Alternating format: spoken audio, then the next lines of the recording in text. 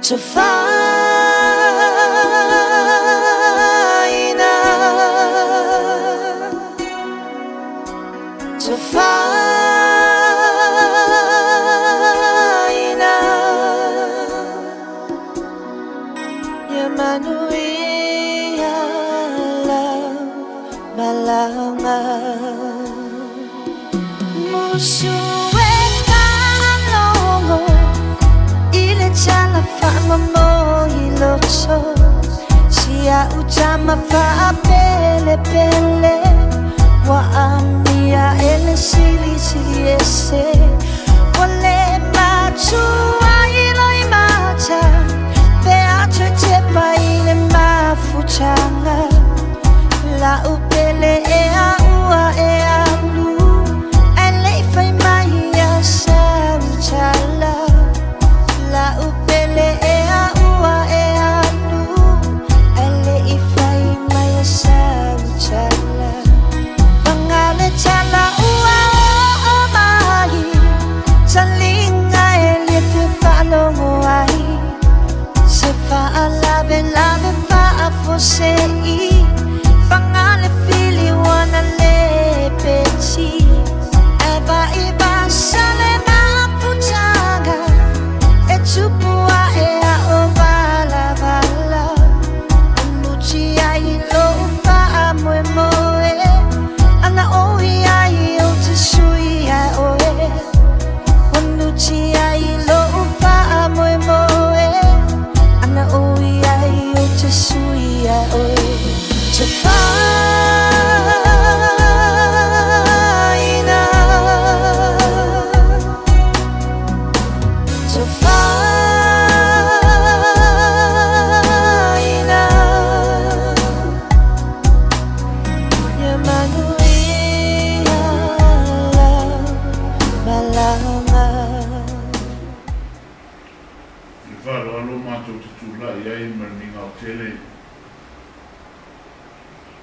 mato te seu ai fale moa o tu seu fale maai no wafo ne yaso mal fama mo Salapu das posa pata o to waia to salina o tato wa finei e mo mo mato pata fatu tinava pe foi le paia le no falo mo se manu le ainga wo mai masani ya tanto matanga mo kape na fanga poto le nei taiao malo so I fo mia malo for fola mia tanto la wo si fa ia le mo nei tanto sa winga le nei taiao le au te ia tanto si talo amai tanto talo no tanto fai malanga le mo atu lo sai le manu Kama solo ai tanto sauninga pe ona fata oto I polo kalame ni se tanto mo mau ia mo so ato ia mo taulanga pa ia ni sa e mai ase tanto tapo ia tu ne tu I le vai ngor taiao tanto tanto fata ia ina fai no fata muina le manuia fa mo ngor tangata pe ona ia ia le nei tai a fo le swafo tuma male anu male na ko ia se tatu talo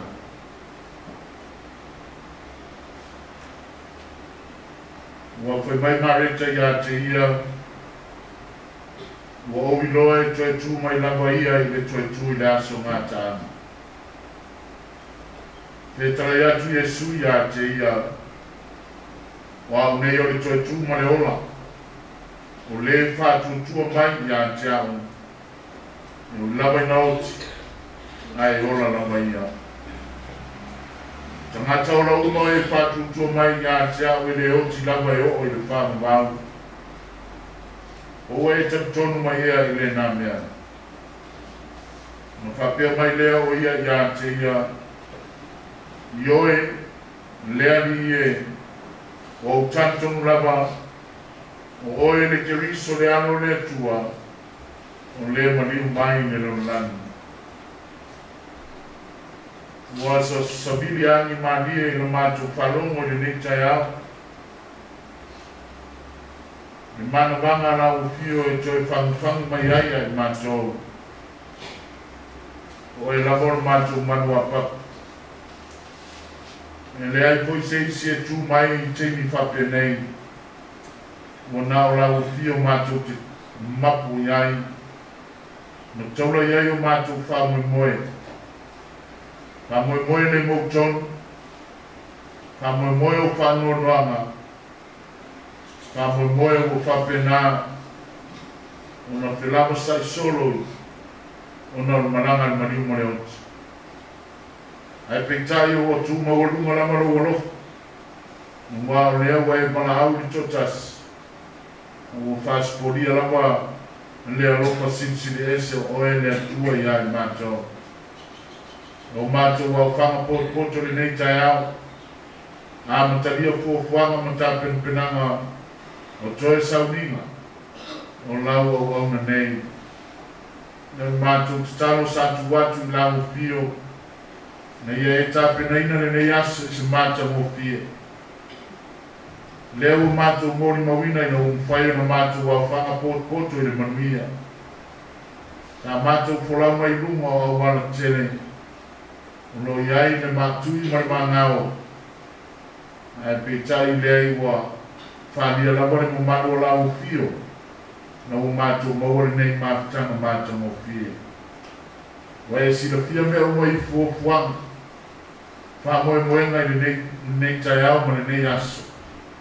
O le matou titano le nie tātou ma oe mani ai ma tau mu ai wha moe ngā o le tangata. Steino la matou tu ai le no whanganei. Le matou malanga atu le mori atu lon tinu maniu.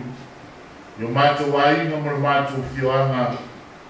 Mori lo manu. Ka ngā solo ai i fuafuanga uma o na toe sauninga. Se ia o lama i le teime e ta oto ai i lona ori o le sanga tu maa. Ia i peare mawhana whanau lau pio i tina ma le whanau. Mai se o a inga, uo mai masani mai matu umalama. Ia ona o le mōtusia o le mātana. A wei titu lau po ina i mātou le mātou tua. E tātou patasi pia ma oe. E manu ia ai fuafuanga tangata. O la mātou te taro lea. E ale lo lama soa pa Iesu o mātou vole ma wala awo tuai. Amen. Ia o te hiu nei o la tātou. Tala me whasole muri atu rung sā. Ia o wāfole manu e whatino ai nisi o tātou sauninga o na toi sauninga. Whātai. Ia tau so ia sa mai e o tai roto. O ia maka makainga. Sale pio le pio mai a se acordo ia la valea e fa te dai te dai na ku foi le tu vaso i le ka fa lore a fa noa lo tu pa ia na ku o sa ai fa ia le leo tu ma le fa ia fo ma ta burgori ka lana ia fa yu mo le ku o le ai fa ia o sui le dai Pai no foi se matu tapa con mai. E ale o filho caioso. Tape na ina de ia.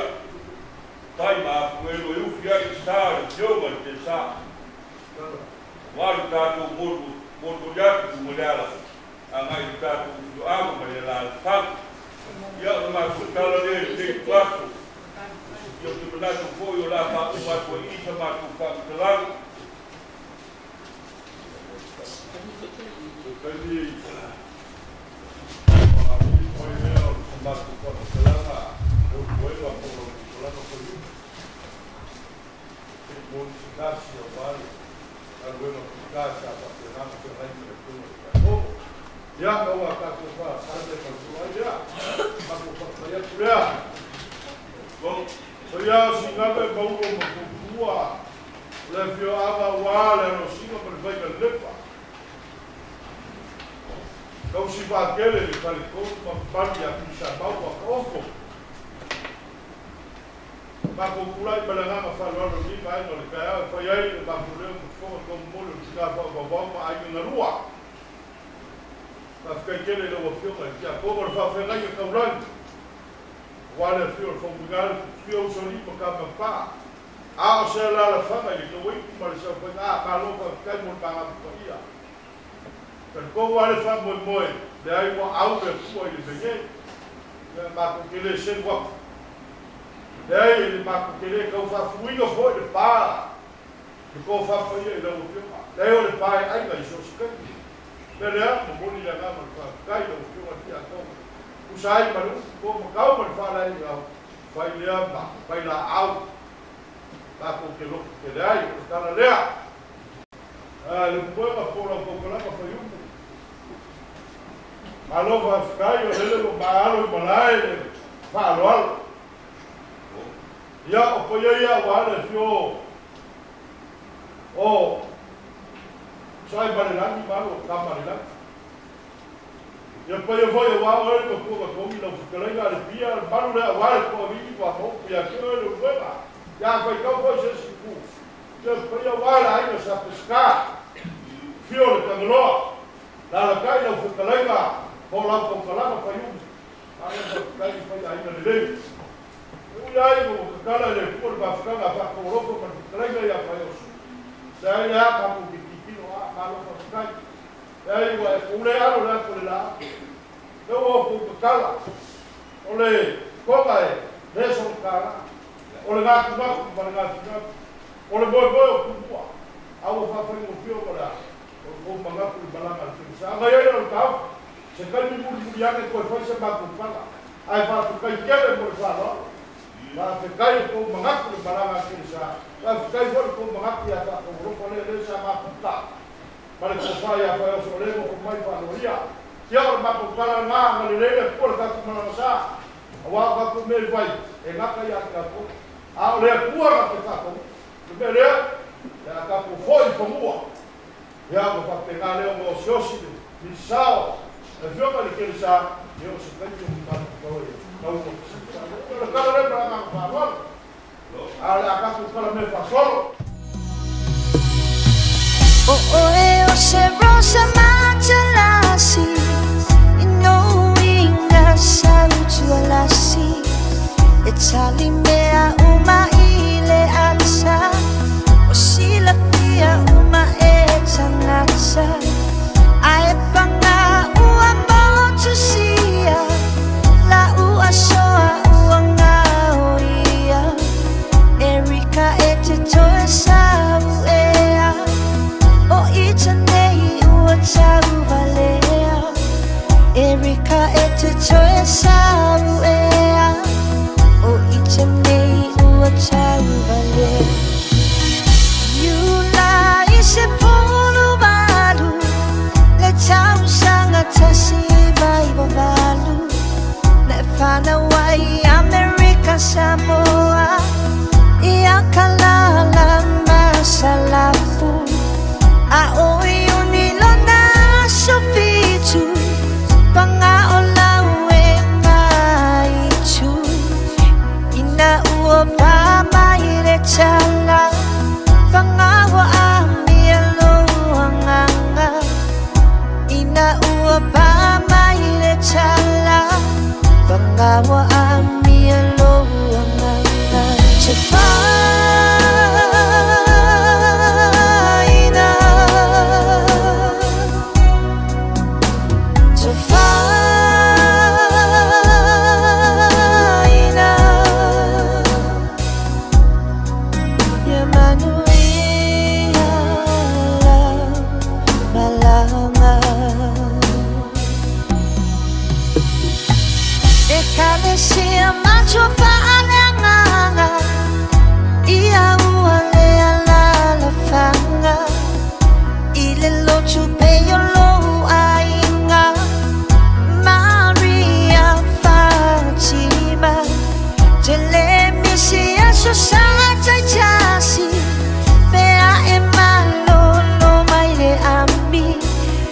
Cha imoy mea umalava e chau chala ungaluenga cha imoy mea umalava e chau chala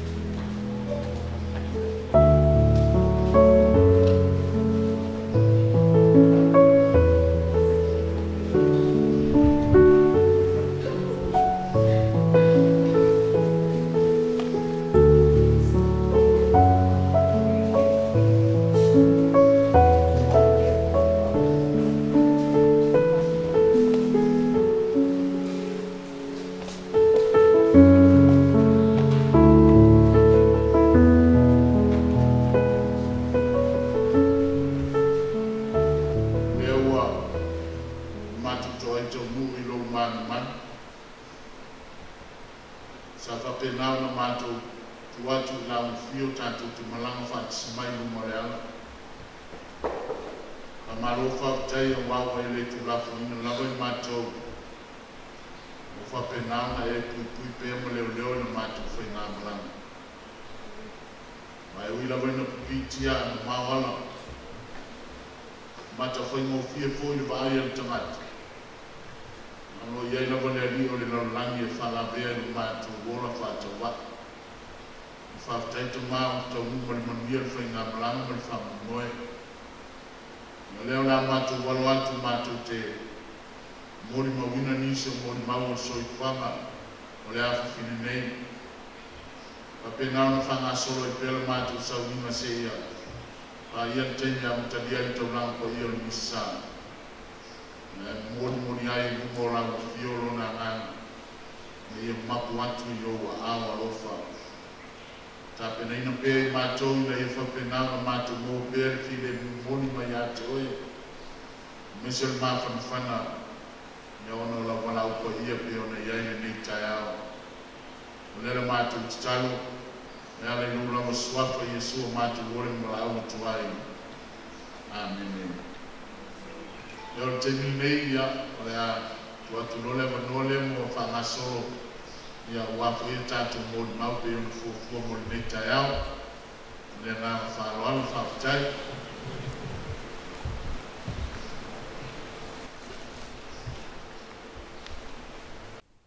Ladies and gentlemen, we are gathered here to honor our fellow soldier, PFC Erica Salapu. Please stand for the invocation and the national anthem. Let us pray. Lord, you are our rock, our fortress in whom we take refuge.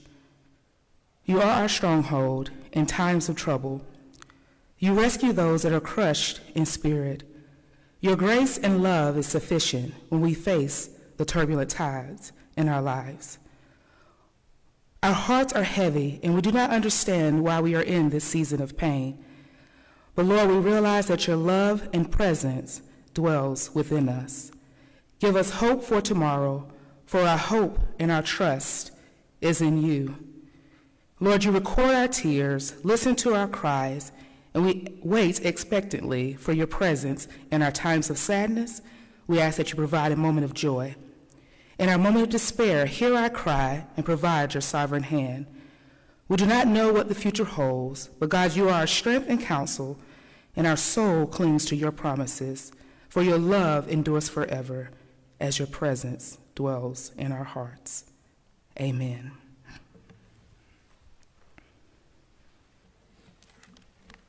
Friends, teammates, family of PFC Erica Salapu, thank you for coming today to honor and remember one of our own. It is our privilege to work with her and to know her here in 2nd Brigade. Death is a strange thing. On one hand, nothing is more natural and common to mankind, but on the other hand, nothing is more jarring and unfair. All the more so for us with PFC Salapu, because she was so full of life. It was more than what she did, it was who she was.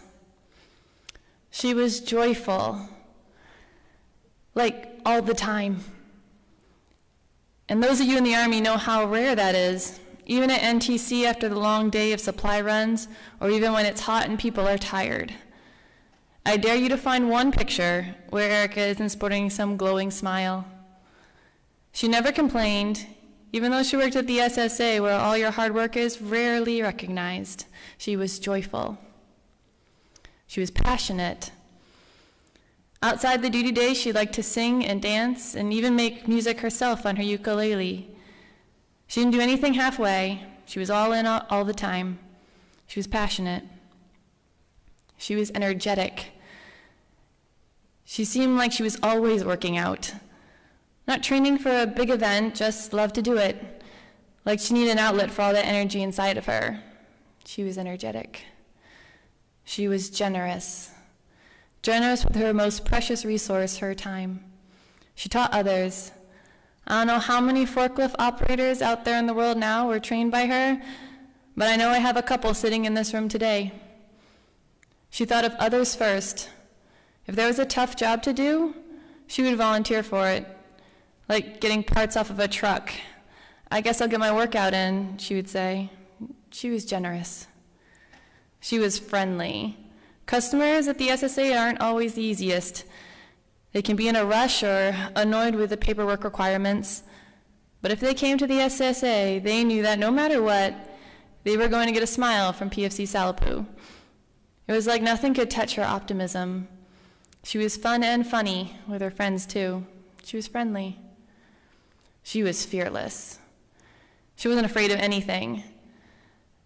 She left her home and her whole world behind when she crossed the ocean to join the Army. She had a soul of adventure. At this SSA, as tall as she was, some of the large trucks would dwarf even her. Many experienced drivers were nervous to get behind the wheel. Not her. She would hop right up and off she would go, getting the mission done. She was fearless. She was loyal to her home. Wherever the Army took her, the Samoan community welcomed her, and she never lost touch with her heritage. She was loyal to her unit. Everyone has heard that leaders eat last, meaning that they take care of everyone else before they take care of themselves. They look out for everyone, but who looks out for them? PFC Salapu did. She would check up on them, get them food, take some of the load on herself to give them a break. She was loyal. I could go on. She was genuine. She was smart. She was always positive. She was hardworking. But you already know all of this. To the Salapu family, you know more than most, because you made her what she was. Thank you for sharing her with us. We cannot imagine your sorrow at her loss, but we grieve with you. She was one of a kind, and she will be missed but not forgotten. We are changed because of her. It is like she gave us some of her life before she left. And may it be said of us that we live like she did. Now is our time to rest, to hear well done. Be at peace, Sal.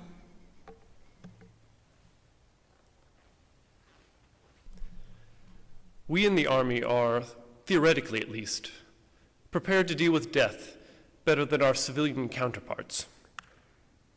It is a fact of our vocation, which everyone who swears the oath is mindful of from the moment he raises his right hand, and usually long before then. For those of us who have deployed in combat, death is a constant reality, though a reality we pray that will never affect us or those we know. Aware of the routine dangers that happen in training in the Army, it is an all too present reality, but still one of which our minds can make sense. In the tragic death of Private Salapu, we are left with inconsolable emotions and questions, details that will never be known, answers that will never be enough, questions that only bring more questions. It is this young, unexplainable death that neither I, nor your other leaders, nor your friends can make sense of for you. Yet, like so many of life's greatest challenges and woes, we have not the answers to them or the explanations for them, but we are aware of how they change our lives. With the death of Private Salapu, some have lost their closest loved one or dearest friend. Others have lost a fun, happy colleague who was full of energy for the work set before her, filled with a positive attitude and outlook, and overtly friendly to all whom she encountered. For those of us who did not have the opportunity to know her, or to know her well, we are touched by the outpouring of emotion at her death, by the high regard in which she was held by all those who knew her, or worked alongside her, and for the way she impacted so many lives. It is the decision of being in relationship with one another, whether that be close friendship or simply a fellow member of our Army family, that binds us together and leads us to grieve at her passing.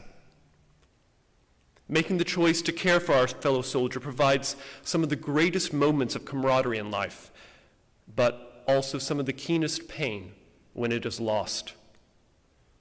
The turn-of-the-century author Henry Van Dyke wrote, "Time is too slow for those who wait, too swift for those who fear, too long for those who grieve, too short for those who rejoice. But for those who love, time is not."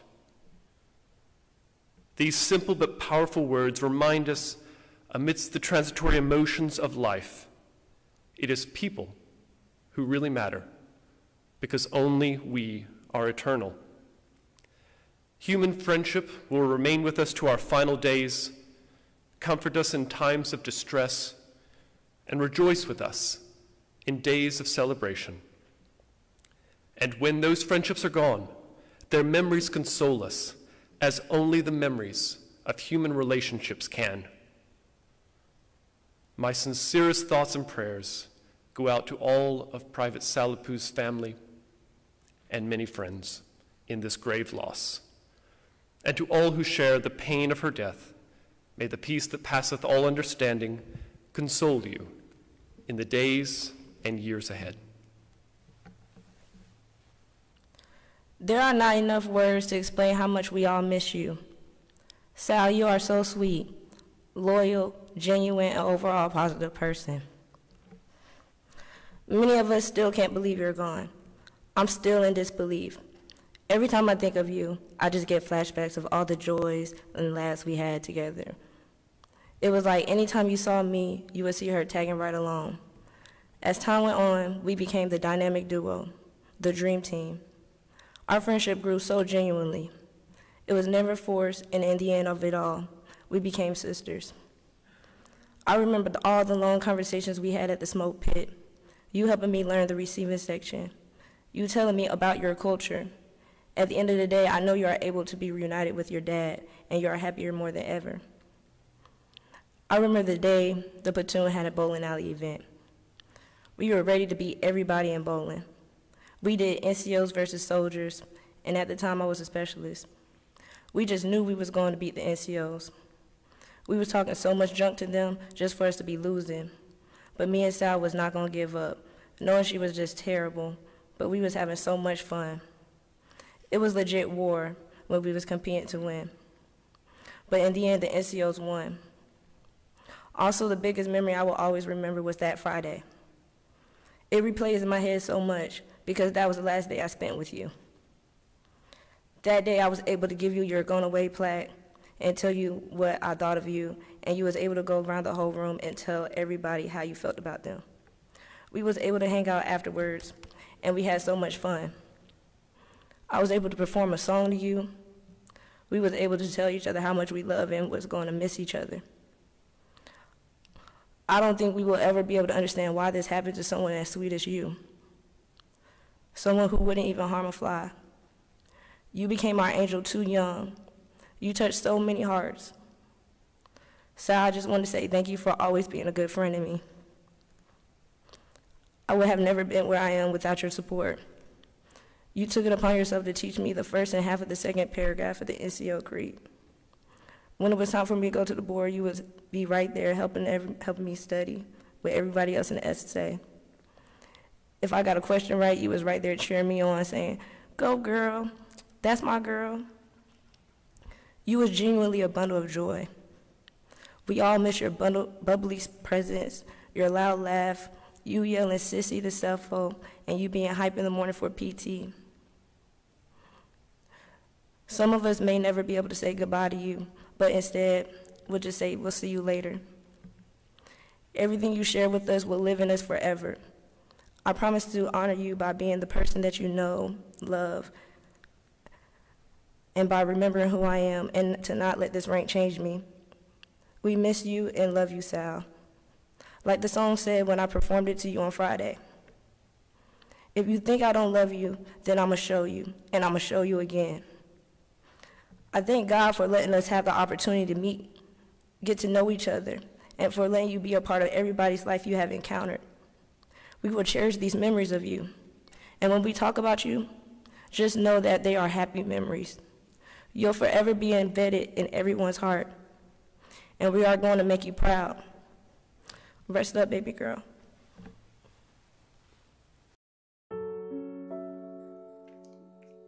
O te whiawha o ngā ina le nei awa noa. E mori atu ai ia mo o ngā lofa ma alofa anga mo Erika Whaioso Salapu. E mori si le fia o au le nei o Whaiumu Salapu. O le uso o Whaioso o le tamale o Erika. E toi tō manatu i le taimi whātoa atoa le walu tausanga o Erika. Ia na whai ai le mātou tonu maona mātua o le a māliliu ina mai a Erika i inei New Zealand. O na malanga mai leo Erika ma whātau alofa inei mātou no nofo ai ma whai pepa o Erika o le a māliliu mai. Ia ua uma fōi o na saini o le loia inei. Ua uma o na whai mea o lava. Ia o na toi fōi loa le i tutuila. E pau ale mea o lo toe a ina saini ia le loia a Whaioso ma whaatau alofa. Ia ona saulo leo Erika. A ole mea ua tupu. Ua toe sui ale ma whauwhau si ona tamā i le minute muli. Mai o te le whai tio fōi o te mala malama le lei i le mafuanga. Ona o Erika. E le ngata o ia o le wii o na mātua. Ai o ia fōi o le pele alona tamā o le mafuanga lea. Ia, ona whapena lea o na tuua ia whapena. Ia, ma le whamoe la o te whalongotu o lava o whapea. O le a nofo pea i Samoa ma o ngā ipo le alifina e fi alu la i le ami. Ia, ona whapena lava lea o na whai. Se ia o mai lava i le taimi fo i lea o le a amata o na whai ana suenga o le alu la. Ia, ai toi wala au mai lo ia tia o te malia se i lafo atu ia sana laptop. Ia ona whapea lea o na lafo i ai.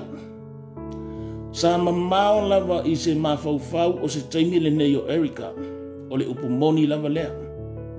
Ai tasi lona e le moe o le fili. Ui i lea. E tangi wha u lava le loto ma le mawhauwhau o na ua le mawhai o na watu nisi o na uso. Ma nisi o na tuangane o lo i Amerika e whapea fōi a tuila. Ia e maise fōi o mātou i nei i New Zealand. Se i o mātou watu se i o tātou whamawai. O whaingatā o na o sā o le whamai. Ia ai ui lea. Ia mātou te momoni atu ia whamawhanawhananga ma whamaisenga alofa. Ia whapea o na elo tutele. Ai maise fōi o le whanau umalava ma le ainga. Ia iai o le file mu o le atua ia tautou umalava ma tātou. Ia mātou tā lolo whatele atu lava i nei New Zealand. O a fionga ia mai se fo i o sia mawhanau. Ia David, ia e whapea fo i whaimu Matthew. Ia Skyla ma Arcadia. Ia ele ngata fo i lea o Tiu Malunoma. Ia Maane. Ia Madarius, mātou te momoni atu ia alo whaanga ma whamaisenga mo outou o malava. Ia e tarusia ia maua sou no whaanga i le langi. Ia o se aso ma se tae ao se tala ane ia sa o le whaamai. Ia ona o aluatu le a watu sa o tau teu. Maasi atu o tau. Maasi o tama ia e maise ai o si o tuangane ia maiko. Ia o se tala lea ia manu tele ina ia fuafuanga o lo tau sauninga. Ma ia maua pe o tau umalava le file mu o le tua. Ia, tō whaso i fua. Ia, maa lole soifua. Ma le langi e mamai le paia o le sauninga. Se whātua watu i le paia o la wafionga pātele. Ia su fwoi lau sunga le whengainga. Ma malo o sauninga. Ai maise le paia la silasi o wō mai e māsani. Maise ai sio mātou tina whapempeleina. kalala lotu salapu. Whaatai mo nea wanoa o whaia o masui o uso mtuangani. Ia se whaia se mori mau le fita fita. Ia ua tue lawa na i tula. Ia ona whaamawai atu lea ia te ia. Ia oa o le ulu matua. Oa o Katerina a whaese Pasui Salapu Tawala. Ia ona soe leo au Postino. Ia o whailangi fo launga. So ai ma se Stefano. O pele nā tete. Rusia o whailangi fo launga. So ai Junior. So ai Maniki. O Tumua. Ia o lo uso ia whaatawalofa. O ia pesa. So ai lea ma Michael. Whailangi fo i fo launga. So ai Maleato. So ai lea ma fita. Erica Lily Salapu. Ia ona wi ai lea o le pepe o le ainga. Ia o Alexis Salapu. Na whanau Erica i le masino Iulai se puluma le malu. A wheiwa se lau i mawalu. O lona soifua o uina. Ia na ia a onga i lea onga whateta ia ua mo le lua tausanga. Ia na whawau lea wana o onga. Ia ua mai le kindergarten se ia whaiwina lawe i Singavalu. Ia i lea onga tulanga momoa ia ua. Home of the Rainmakers. Whawau lea wana o onga. Ia i Samoana mo le whatausanga. Ia awea o ia ma tini a onga. I lea onga mawalunga i Samoana, home of the Mighty Sharks. Sa mawa e alona tamwhai. Sa awea o ia ma member of the Student Government Association. Awea fo ia ma member o le National Honor Society. Le ngate fo i lea whatausanga o awea ia matini a onga i tono le JROTC a Samoana. Na mawa e alona tamwhai. O inana ia whaiwina ai. Ma mau ai whai ungola na suenga. Ua au o ia i le vaina awa malo. Sali mana o asio mātou tamā. E tau tō le nei fita i tono vaina awa malo. E panga lea. Wa ia whatanu uina se mana onga. Sairo loto. Ona wao sa whaiwina le awhi iwa se lau iwa se furu. Papasi e fo ila suenga titono le military. Pangale yei ma fuanga. Sa le mawhai e na whaawawina. A wawhai a Erica mo mātou sui. Ona le aia manisio mātou tuangani. O a vea ma fita titono venga awan malo. O lea sa alwai mamanawa ia e tau titono venga awan malo. Sa manao e tau atu na mātou tamā. E uia o ia e leo stangate au malosi. O stangate au waiwai. Alona loto. Toa ia. She wanted to prove to my dad that she can do it. Anything is possible in any way. Lea na aluai matau ai le malo. Na whaia e uia e se le manao so mātou tamā. Ana manao a Erica. Na manao a o ia e whaawau. Lona wha moe. Na manao e foina lona soifua. Taltua i vanga awan malo. Ina ia pui. Ne file mu. Tangata nuu Amerika Samoa. E fo e meise le malo i Amerika.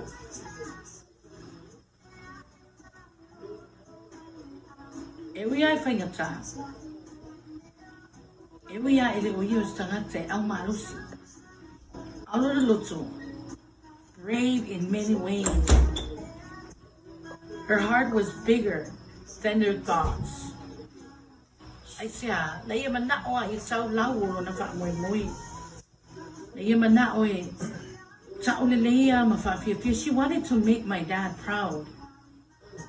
Nanga lo tapu a ia o na whaiva. Ina o whao ina o ia me Samoana. Oi nasa ia, a vea i o ia. E ulu whale atu tono military on malo. Na alu to le ninga Erica. Na tau wha vai. And she even called me that she was giving up. She was giving up. Now, Faya Erica. Faya Tile Fa'awawina, Malepasia, la basic training. I went to it for Mike. And that's why I sometimes blame myself for her past.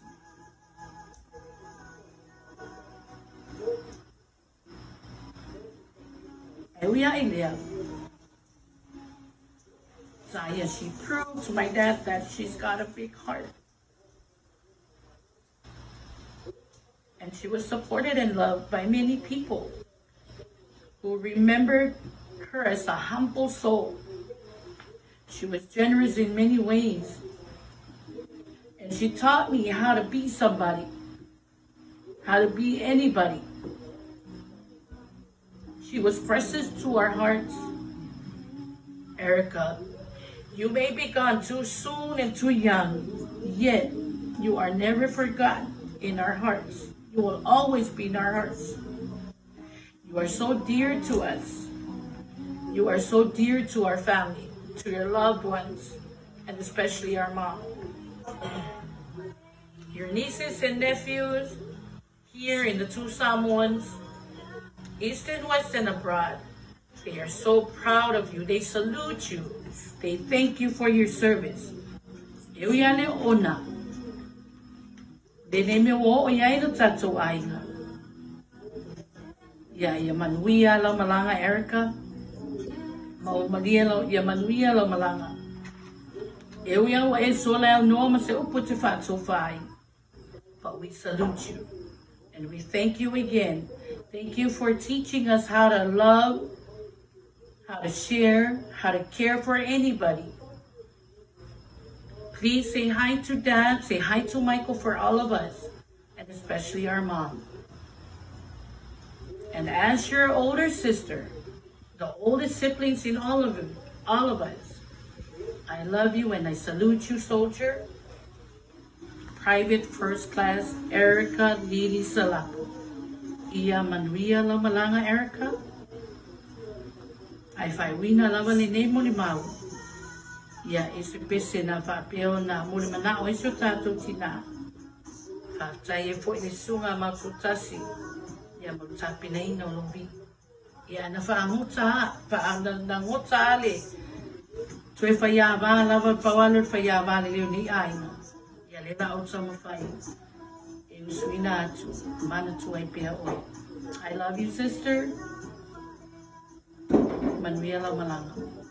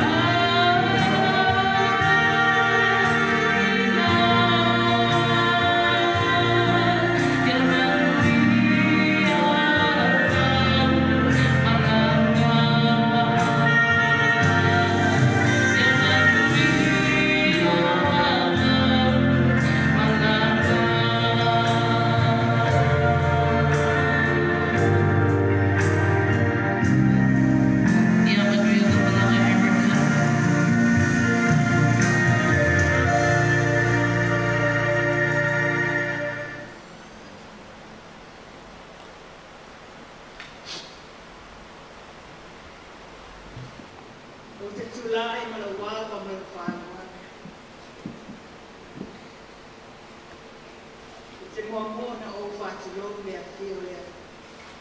Leo Palestia e runti, no whanga whaia. O te whātulou fo i lea whio a whāteri. Ai mai se lea o le taitaki i saunima i le tūlā le asu. O te whātulou fo i lea whio ma li te akonu ma tu. O te whātulou fo i au auna tofia e tua, lo tātou mahuta i le nei tūlā, o na toe sa lima se tasi o whānau. O te whāturo fōi, e o ngāli, kai tua, kai la onga matausi, ai mai se mālosi o le kālesia. O te whāturo fōi, i o ai ngana nua. Ni o paolo o te manuai. Ai mai se o ai na yo to ngani ai mai se na yo uso ni ana to fana lo fa pe na to lang no mina lo ni tanata lo tang mai sa mo lo to pa ia ma lo to mal le ale o isa o tama ina nete o walo ai o sas na o to fai ti ina le lo ni tanata ale ni tula, lau tula. Ono sina mori mapuku, e winga ma ua mafutanga. Se tasi e whanau pa pianu ala au ni tama. Te rea tau mala lau ina atu, ina o to whakafoma. Mori maua se tasi e whanau, to amae atu ni. Tu langa ola, na ua whanau, se o tō mō whailangi fōrami. A o tina sina mui mau, e winga lea ni ma o mafutara, ma erka. O le tausanga ta siwa, i wa walu, i u lines fu malvali, na u whale mai ai erka i le lalani. Ma o le olanga erka, se tingi nisi whaino o hi. Nei whapena ma o tinga ina, se tau singo le mai erka, una ora sa marini. Lona tukipua, o wa tolu ona tau sama. Sa tu ina lo i e tonu, o awa onga tutuira, le isi. Aluai, u whale erka i kei whai, wha solo mai e ia se ia otra ka se kitasi. Aluai, o atu hana, awa omai, i senga bali.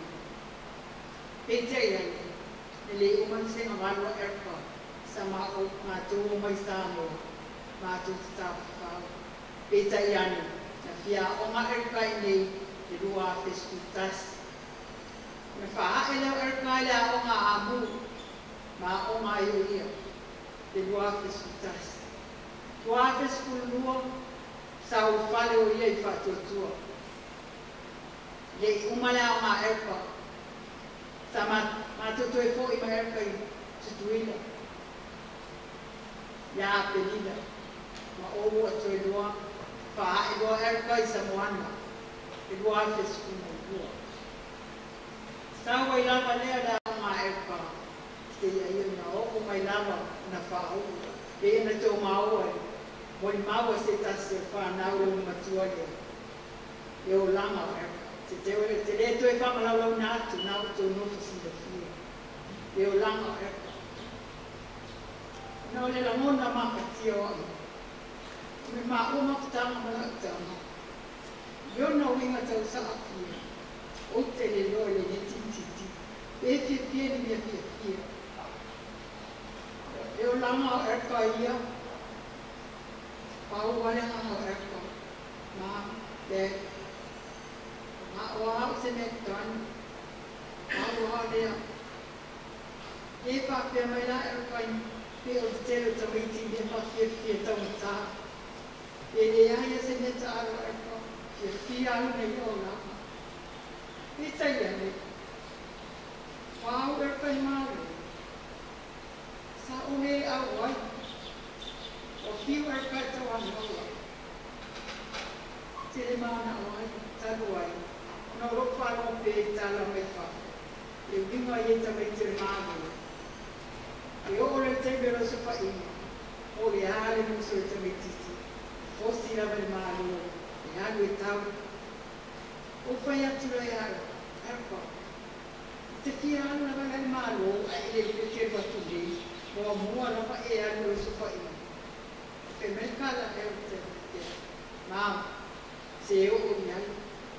A o o iai. E si iai. E rei whamani e ina lama tāna e. E pita i ane na whara mo atu ma mau se ta se whana mo atu ni. E rei whapena. Urona ta mau e rapa. E mana o e anu e rapa. Tāla rung ta mau te tia. Mana. Tu o e rapa e anu. Anu e rapa le loko o iai. Sa i yesta tonu ni iai. Ufa i atu. E ane namana o mama lea ko te nga se tunu sa unu. E te whai mai e alo se se manu. Ahu atu ni rā e ko. Ai o ti mai ko. O le ale a ma. Sa o loto o e sa o loto o i tupi. Ai o masa ali toto e ko. E me tala lo. E mata anga e tea. Ta mai tire le na e o e wha atu la to ai. O whono na ora mo malu. Au tatu. Tatu ni lofo mata tamu. Agu atu ala ta mai titi. O manuia lang tamu koi. Pakitai. Ai agu atu. Ie ai. Pakitai ko agu e. O whono na ola. O sauna le mua. E lau o mene tūrane ni. Tala whanau noa na o mai. Sa o ne te whaalo. Noa lea. Ona motu si o pafitama. Nei whapena whapea mai e ka. Wa ora o anu. Wa o mai. Ai o anu mura o e ka e whapena whatu o wha. Whapea mai e ave e. Pene mai e ti mai. Mai, le la mona la le o mai ti. Le e sa vai vai o lotu. E pita ina ni. Te le whamafan whanau. Ni tawa tu mina mai e tia. O te whamaaris. Le amo ia au. Mo mua e rupai le mau. Te rupa se angi mune a tō aina. Whaatani mai masa uni se mea tō te watua. Nei o pai pai au. Whaate le mua tua. O maa whatia le. O mai maa losi o ti. Na maa whanawhano le. Nō rotu i vai. So watu o mawhatiama mo mai vai mai ta maa. Ile la. Le le tai au le le. Le la. A bea ia le. Le malanga e ka. Wai le malu tau. Tupulama whai a e se tatu ia. E ka le sia. A vero o le tau tua i le. Te ale taisi file mua i la. Lea, e se mi mau o pulea. O tura ia tuai malo wama malo whārua. A te tere mo o noa.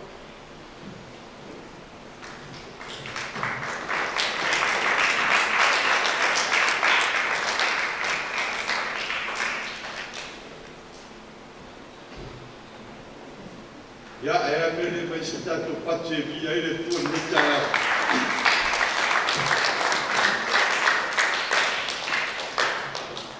Fatulou le fio Yesu le sacramento le Eucaristia.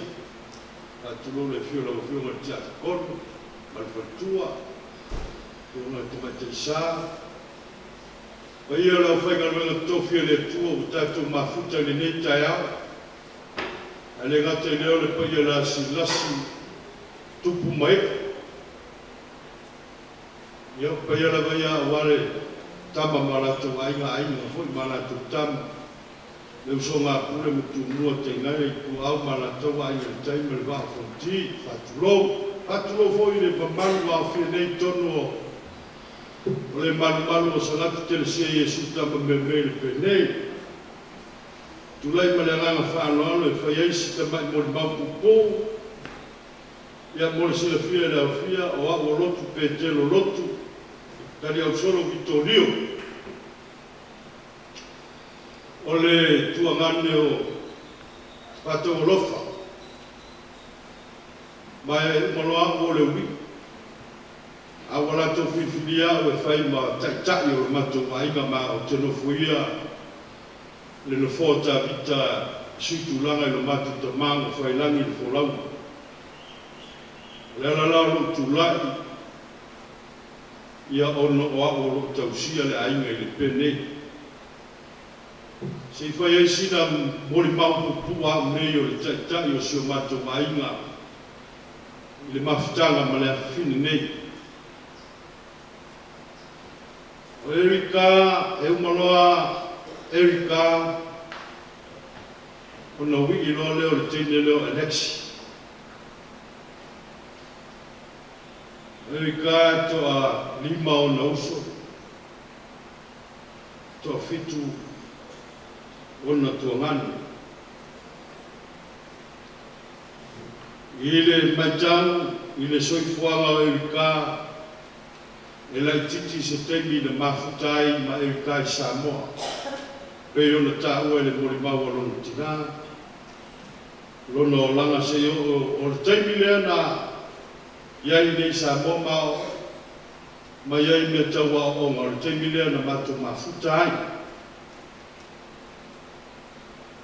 Temi muli muli na mato mafutai ma le tamaitai nei. Wala au le tua isi ona tua a le tofa ia whaioso ia pesa Salapu o le mato mafutanga muli muli lea. E se mai au inga o Erika ila o lea mai tau i le whanau o whato o lofa ma ia pesa o whaioso. O se tangata e anga malu, o se tangata e tau safia, o se tangata fo i e lofa. E le tau su e ina se me te whawa i Erika pe asau Samoa. So se taimia e te whawa i Erika i Samoa, e le tau su e ina, a o lana ata o i nai maua le mea e Erika.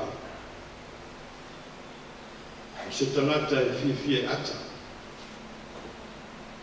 e loto alofa.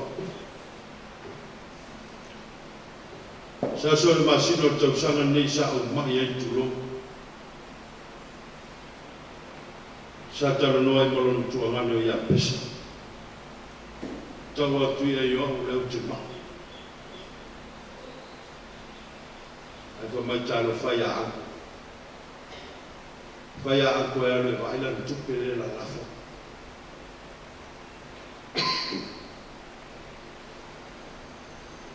O winga ia e whangalo mo tā. I tono le matu mafutanga whale ainga nei. E leo se tangata e whau o tangata e whiwhia ai e so se tangata. Whiwhia fo i e whao ngāre mene o le sei pua e seia.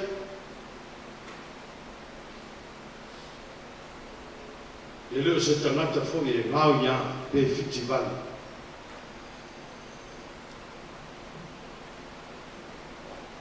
E le tue moa i tono le matua ainga Erika. E le tue moa i fo i a mio ia.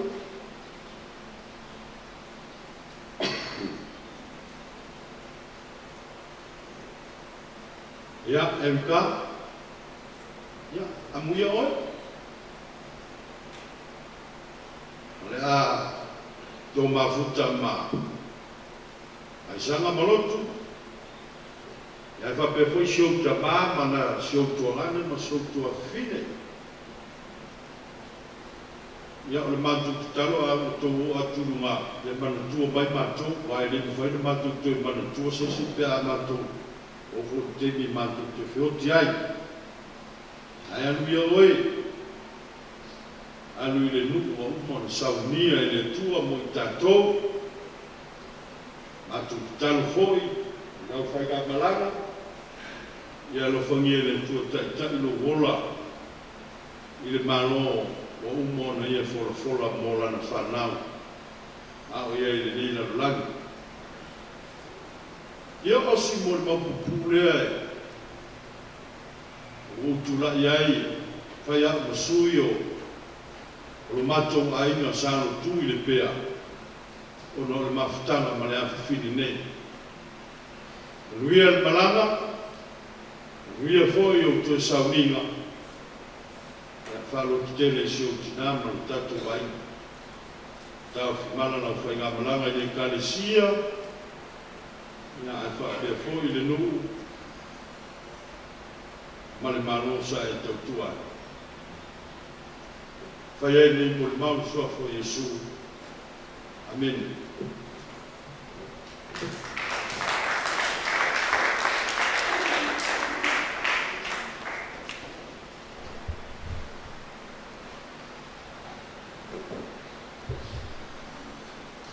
Whaftai mo mo mau pia mai yen li tai au. E tono e fori mo mai mo le to ye pusi statu mo mau. Ia ai o le a whai tatu salminga pe o na tatu wa mutania mai o mtotuam sinabe tai au sola. E ye nei utunai mo mole. Polo kalame nai whapere tania. If we live for the Lord. And if we die for the Lord. So whether we live or die, we belong to the Lord. Ana ia ona nei upu o si mai da fiong pa ia le atua e tui pito i umai o le nei polo kalame e toi whapunatu mai ia i tantou tantou labo tangata e ona o mai nei paspa i upu a whai tantou te ola tantou te ola mo le riku e pu tātou te oti mō reri. Ia ni sa waidere whai kumumumi, pe ola pe oti tātou, tangata lavo reri ni tātou. Ia ni mata mo whiana ne yasu, ia ona se asa whanonoa, ona ni marutanga o motu sia. Ia le ua tāo whai ai le whai kumumumi lea, pe oti, pe ola, ona winga, le uta oto mai a tumatai o Erika o maniwo ia. Ia matato o le ua whanga poto i mori mawina le maniwo li tumatai nei. Tangata umalama o le aniki i tato. Le le tato te whaftai. Whaftai ei le tua. Wa lona rufa le mona lona ngalei a tato. Ia o whapena mona lona le ona le tulafo ina i tato. Ao tātou au ma waine na rolangi nei. Ia au e peo na tātou whai mea whiawhia. Wa o lea lama o lo mōr maule upo le tua mō tātou whai lo mai. Ia po e kāko te ola o a mea tātou te whaia e tātou te oti fōi. E le ni whai o na wabai se ina i tātou mai le alofa muti bane o tātou te pāu ni langi. Me lea ia ni tinama le whanau. Ia roto tele, ia mau pea le whatu tua mani tantonu, ia olo tāpena laba le atua me se sini mō le tangata, le whiai, ia pa ia mō waluma o sasau nei, ia tāpena ina i tātou, ia tātou a wai whatasi ki tauranga pa ia misa, ia mōri whatasi ai le me tauranga i le atua, wale nganga o le awhini nei o wa au iai, o ia ai le nei na langa. Se tātou te taro. Ma ia se tāso vaenga o kolokalame pe on whata oto e lau whanau, whamalo whaftai no mātou tua o au mātou tatonu, o whata uina ni mamia fōfua o mātamata. Mātou wharamolongo le mātou mofie, mōri mau o se fua o le awhine nei, ia avea se taiana le leimo i mātou o mōri mawina le mātou o fie. Mātou doe mo te tonu, so tangata lava i soifuanga le lei, mātou o fie lona soifua i lona manei. Ia Tangata lava o soifua maola i lamu fio. Tape nei nei mātou nei a vele nei aso, se aso e toi whatepa i ai tātou. Oro mātou i uma lama lea, mai o mutaanga fwoi lea o mātou wola whaane laulang nei. E whaafutai e wāu mātou mauti noa, o e tape nei na mo i mātou leola e whaavavau i tu atu leos. Tape nei nei mātou te rampo i o misa, fuafuanga umo o lo stoia o mātou e sauninga, o le awhawhine nei.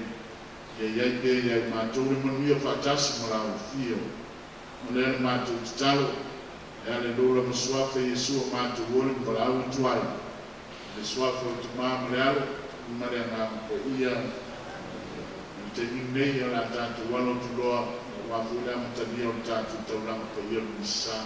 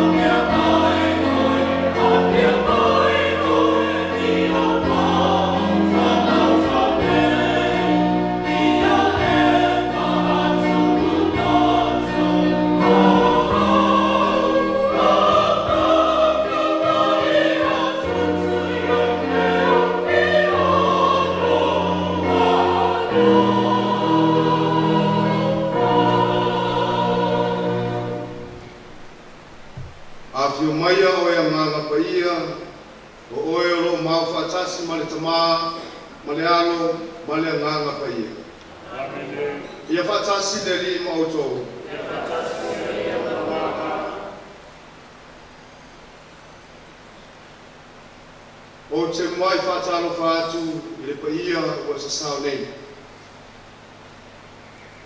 A whiwhio mai matala mai a ao, ma liu mai. Se o tātou mori mori taulanga whātas, o le taulanga whāwhatai. Tātou te pati ai le soifua ma le ola. Ia o le mawhine ia Erika Lili Salapu. Tātou whawhetai ai le atua o malo no le tele o lona alofa whasoa. I le nei mawhine ia au te ngai ai o ia mga luenga ia tu rumo mau. Leo o tātou toe whenua i lu monu i le tai au nei. Ia tātou ave neo le vihinga ma le whawhetai i le atua. A mai sepate dia i le atua le nei tai au.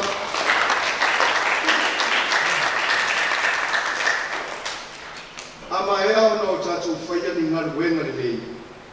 Ono tātou whapea i folea. Lea tu ai, o mātua ni au aunga le au ngā.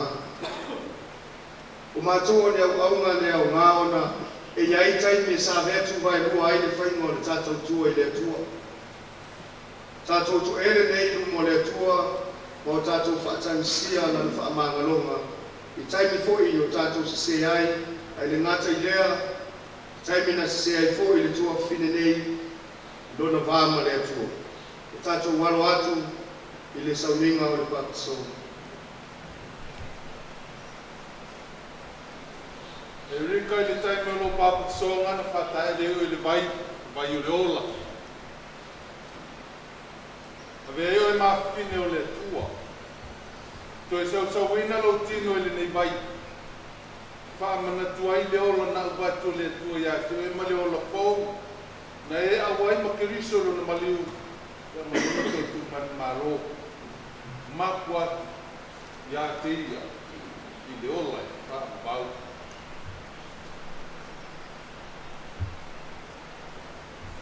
taimi o lo papa songa mo mole ko le pa ele o winga mama tu diso ina ia e ola ai e savali ai lo langa mo lo pa tua mapua tu i le tua ma e la e o le tau samanga ia le bufelo inga malo tua i lona malo o le malama o ke riso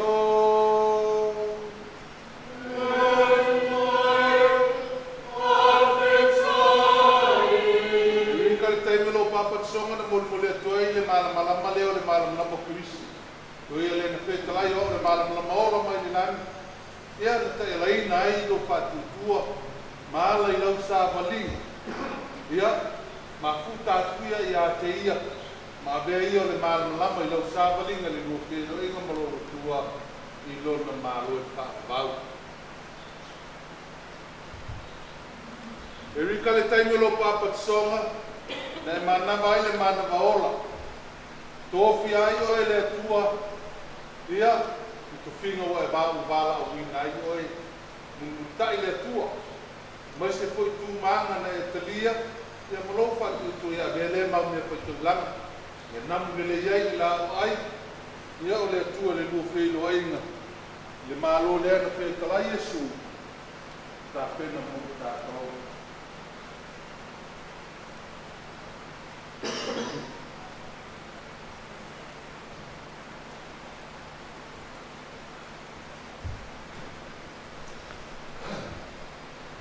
Tātou mamupi atu nei lumo le atua o tātou mawhatianga, o tātou waiwainga, ia mawhatanisia, lana whamangalonga, ina iau ngā hai tātou le nei taulanga whaafatai.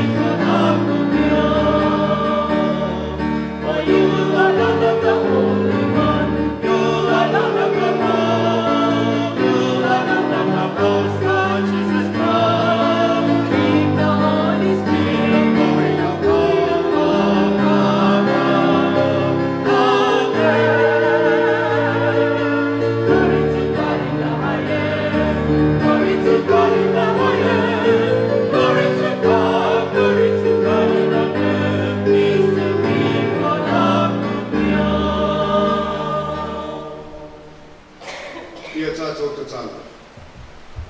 Nei whapena o tapi na ina le tua se no fuanga mau mo Erika i no malo. Pa ma whana foi loto whawau le aina. Le tua mama nai o lo mātou te mā. Mātou te whātua tua mā losi o lo walo na maliu ma tue tua e i le ola. Mātou te tatalo mo lo mātou tua whine ia Erika. Ua oti o ia ia Kerisa. Ia toe tua e ia i le asu ngā taanga e awai i le mamalu o Kerisa toe tu. Le ua soi fua ma ku le whatasi ma oi ma le nganga pa ia o le tua e tua tasi ma le whaabawau la. Amen. Romano na tāpua skulu ma le pā. Pora polaina le whai kue fitu. Pāta mai le skulu ma le lua. Matua. A whai tātou te ola. Tātou te ola mo le li. Ai a whai tātou te oti. Tātou te oti mo le li.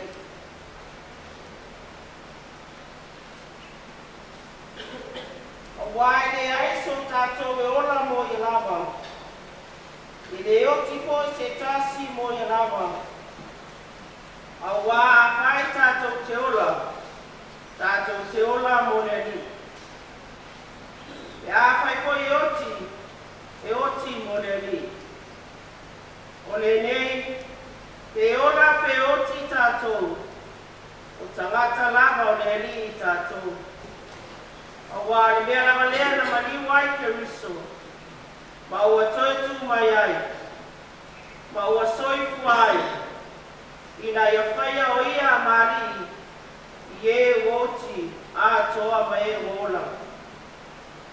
O oe nā. Se ale mea e te whasara ai no uso. O oe nā foi. E se ale mea e te tau whatau mai ai no uso. A wā tātou te laulau tutu malawa i luma le nofoa ka masino Keriso. A wā watu sia o whetara i mai le li o te ola e tō tuli mai a te au o tuli vai o malawa. E tau mai foi o laulau whaiva o malawa i le atua.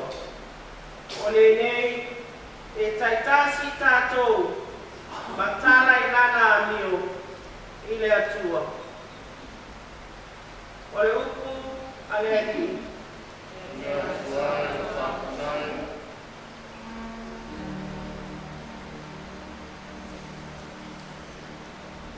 Le ani e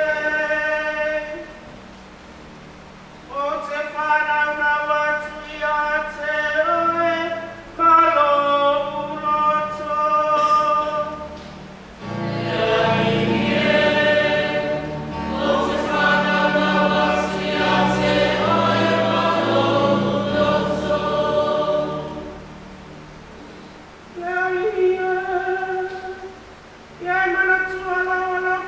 Muti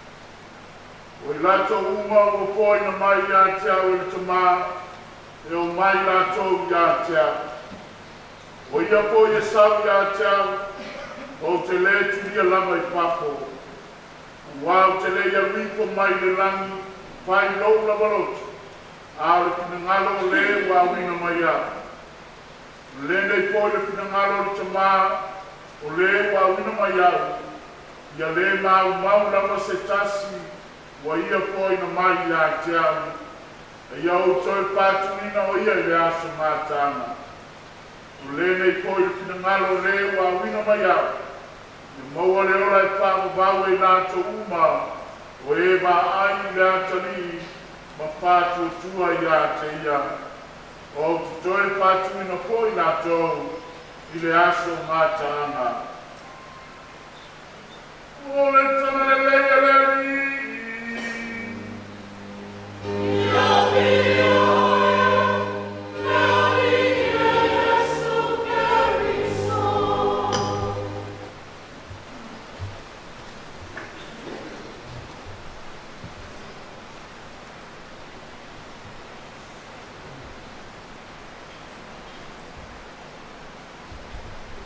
All came some came all.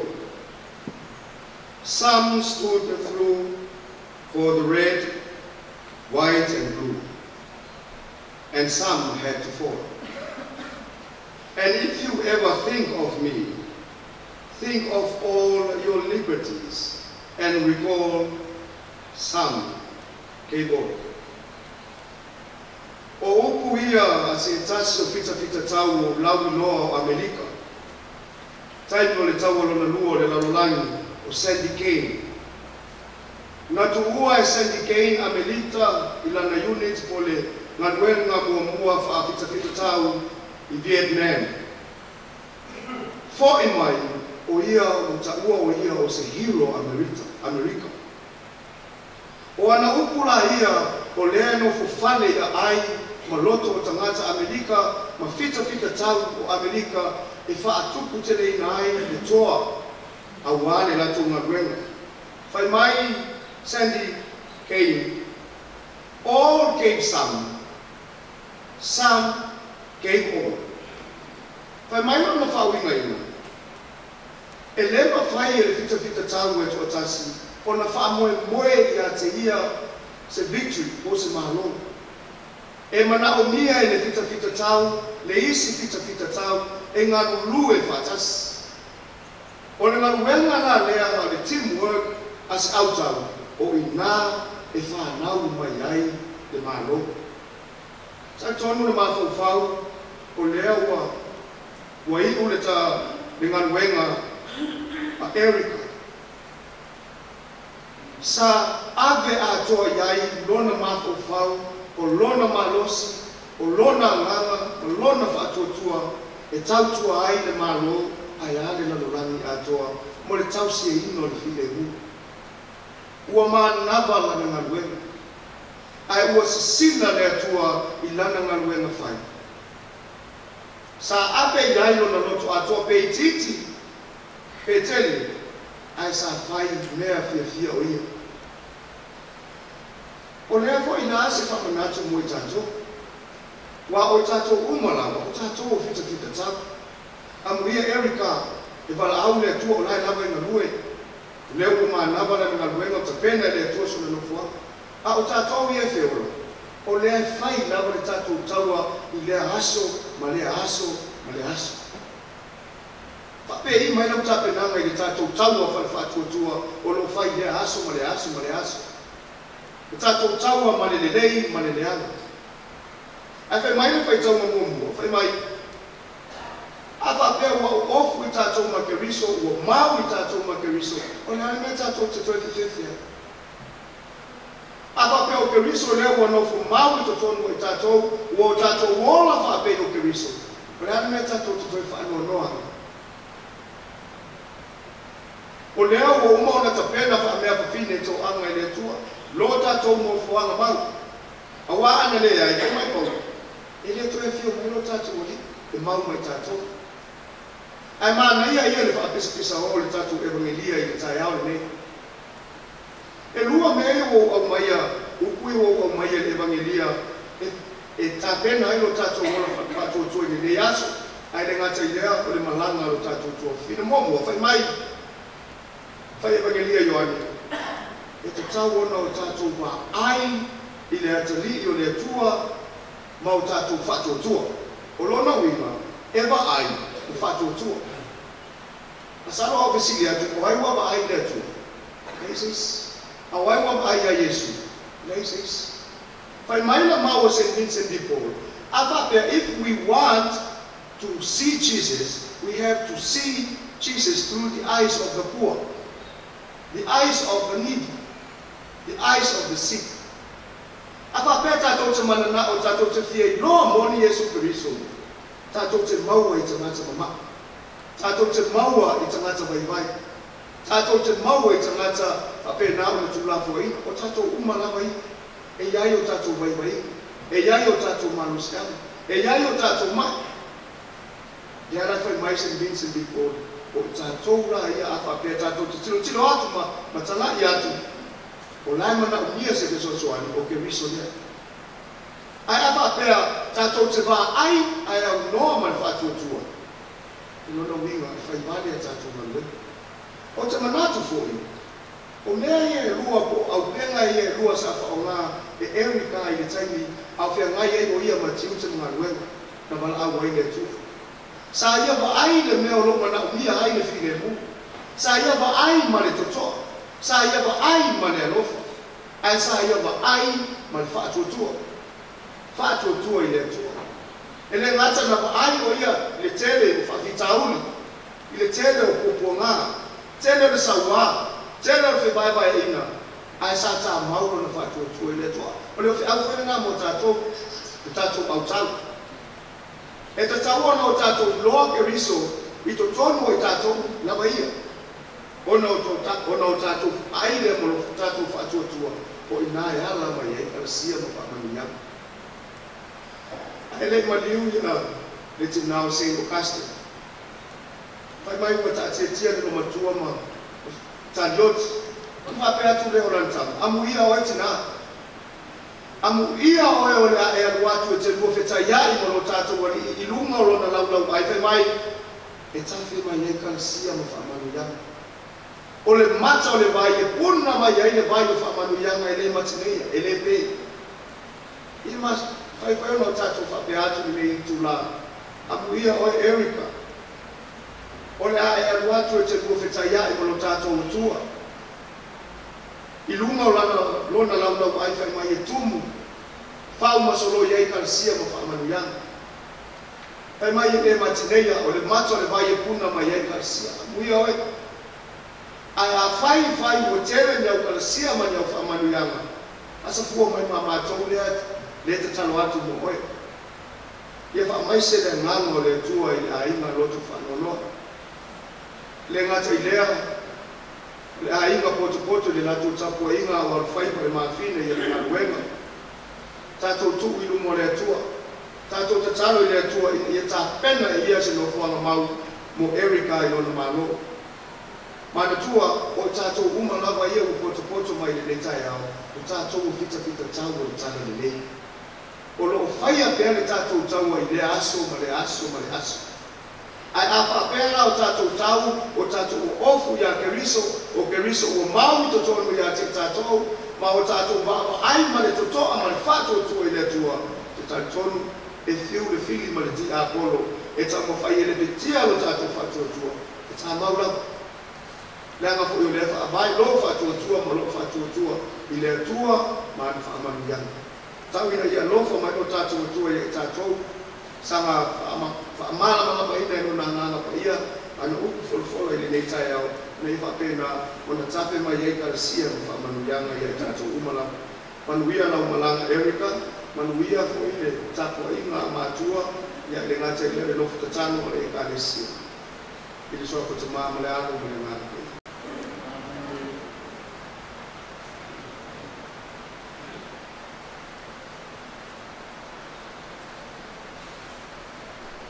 Se mai nei no tātou whaalongo mo tātou whaalongo.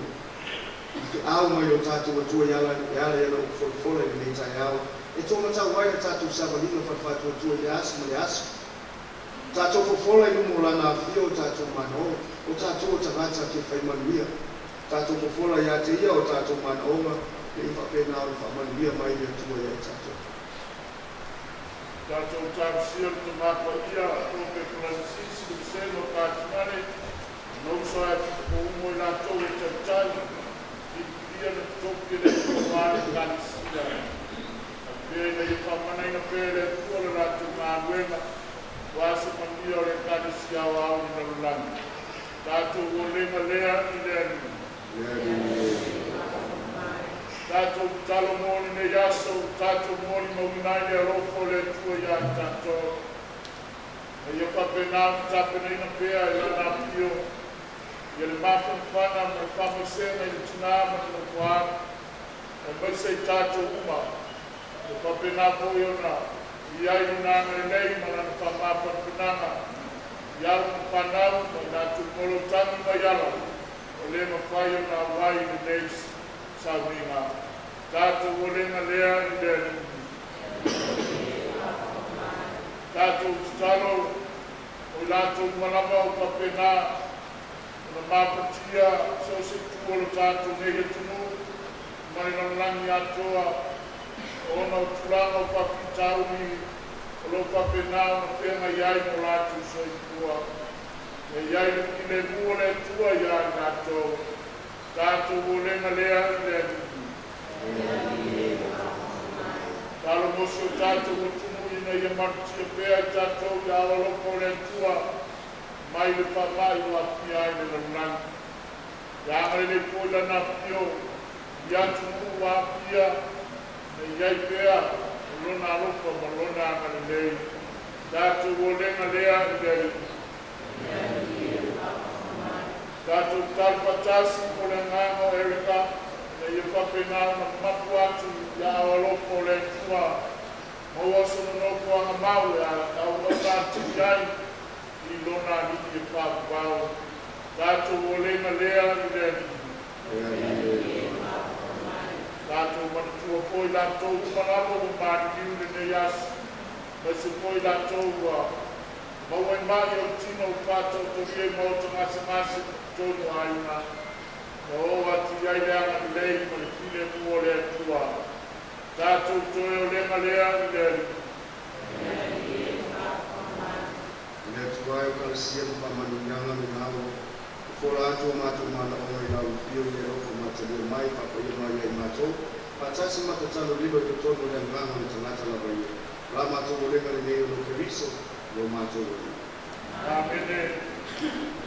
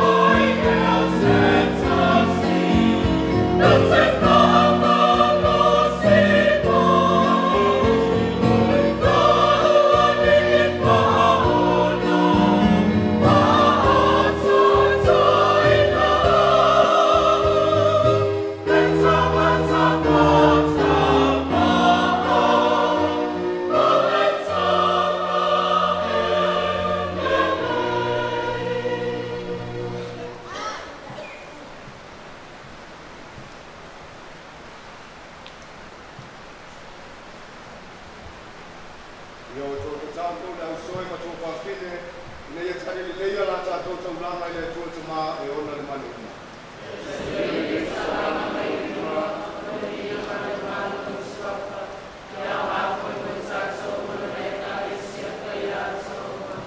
Ia tātou te kāna.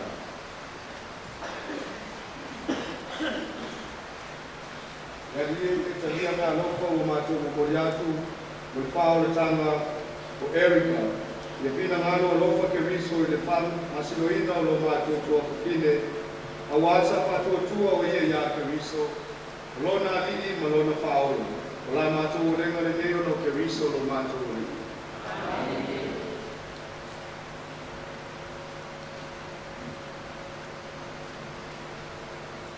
Ia patasi le li motou, nasi ia o tau loto, ia tātou whaafutai le li lo tātou tu. Le te mahai o le tosu i whaafuau mai o le malosi malava. O se musa mitanga whaia e mo mātou i le whaafutai atu ia te oe, e ala atu ia Jesu Keriso lo mātou i. O ia, le na toi tu mai le otu, tāwhai ata o lo mātou whamoe moe i toi tu. O i whanau no le oti na tuku mai ai e, kora foranga fia fia o le ola whakawaka. Leli i e, kolo nungu whatua tua, o le ola ua sumia. E lei whaunga ina a oti le tino, o lo mātou no whaanga whaanaro nei. Mātou te maua se no whaanga whakawaku le langa. Ma o le ala lea mātou te pātasi maua angeru umai le langa, e vivi ati lo mamanu, au mātou au wai le lātou pese whaitu mau o lo ni.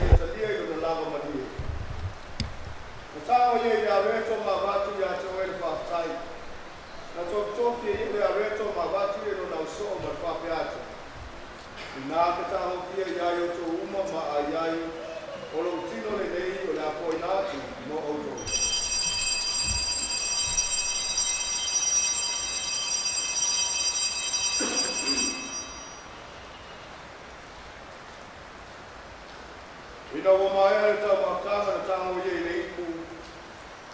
Na toi watu e iwi ate oe ne whaatai ma ni inga. Na tu watu le iku ilo na usoo ma ni whape atu. Nā ke tango fia iai o tō uma ma whainu ma iai. O le iku le nei o lo toto le whenga inga fau ma ni whaalu mau. O le a whaamani ina ia mo o tō ma tangata uma. Nei e whaamangalo ina ia ni sala. Yo o tō whaia ni nei sauninga o whaamani tunga o atu.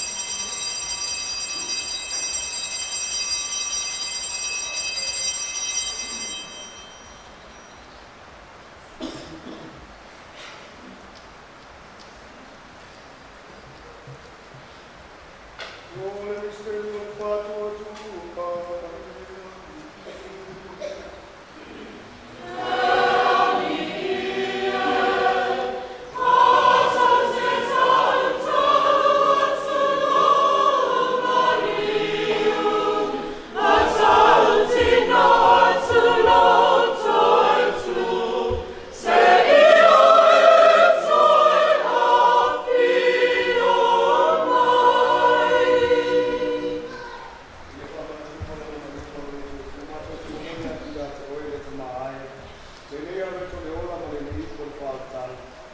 Mātou te whakare atu i atu e no wea no i mātou o te tui o luma. Mau au nātu i atu e. Toso ni mai a mātou uma o e o mau tuko ama i tina mai toto te miso. Ina ia mātou sia mātou ni mau tāna i tasi le ngāle ka ia. Lea li e mantua lau e kale sia le langi ato. No mātou ola le lo fatas. Palan sisi lo mātou ta māpui ala pati lo mātou a ke piko mani kuen saun. Lea mai se no mu whano no mātou whaitu langa i le nitai au. Lea mana tua e wikalili le na walawina mai le nei langa le papuksonga na o tia fatas ni keris. Pape na koe mau tofi e lona te tu. Lea mana tua mātou o uso matua whapini. O yatu lo lato malu longa man whamu moi tua tua. Ia talia i lato whakasi ma tata manu ma le mabulama o lau kio. Ia whamea te mātou marama. Ia mātou ngamatu tai whakasi leo lai whakabau. Mauria tina tā kou le tua. Ia se pailan tane whakasi ma apostolo ma le alpa iau. O ena whatino ina lo kini ngaro i tūpuna au. Mātou te whiawhi whane ne whakasi ma le ato lau kio. Kala ati lo walo o Yesu. So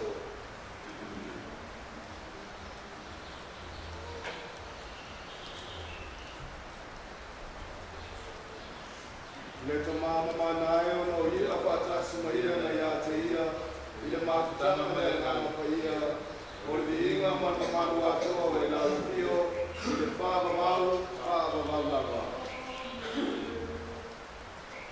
Oh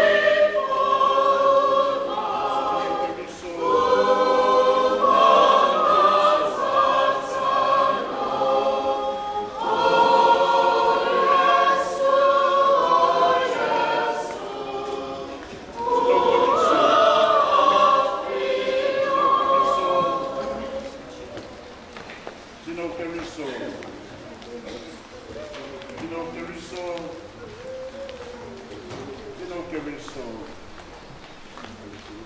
Tino Keriso.